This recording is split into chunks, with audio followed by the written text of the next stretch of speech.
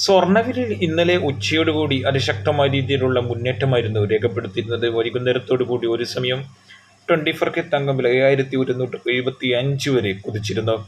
എന്നാൽ രാത്രിയോടുകൂടി മാർക്കറ്റുകളിൽ ഇടിവായിരുന്നു രേഖപ്പെടുത്തിയത്. ഔൺസ് ഡോളറിന്റെ കണക്കിപ്പോൾ 2326-ലും ഇന്ത്യൻ മാർക്കറ്റ് M6 71,575-ലുമാണ് ഇന്നലെ മാർക്കറ്റ് ക്ലോസ് ചെയ്തിരിക്കുന്നത്.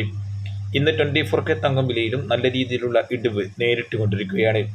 സ്വർണ്ണവില ഇന്നലെ ഒരു പവന് 320 രൂപ കൂടി 52,920 ഉയരുകയായിരുന്നു. അതേസമയം സ്വർണ്ണവിലയിൽ ഇന്ന് നേരിയ മുൻതൂക്കം നേരിട്ടെങ്കിലും 24K തങ്കം വിലയിൽ അതിശക്തമായ രീതിയിലുള്ള ഇടിവാണ് രേഖപ്പെടുത്തിയത്.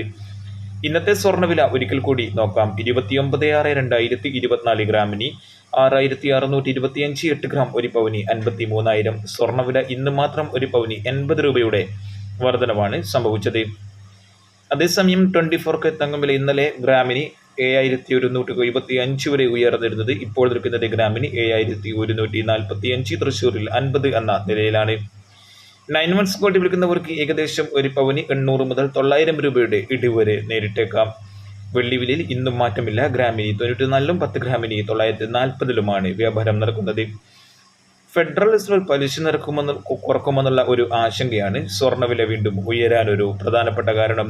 സെപ്റ്റംബർ മാസത്തോടുകൂടി ഫെഡറൽ റിസർവ് പലിശ നിരക്ക് കുറക്കുമെന്നാണ് പ്രഖ്യാപിച്ചിരിക്കുന്നത്. അങ്ങനെ സംഭവിക്കുകയാണെങ്കിൽ സ്വർണ്ണവില ഒരുപക്ഷെ 60,000-വും കടന്ന് മുന്നേറിയേക്കാം.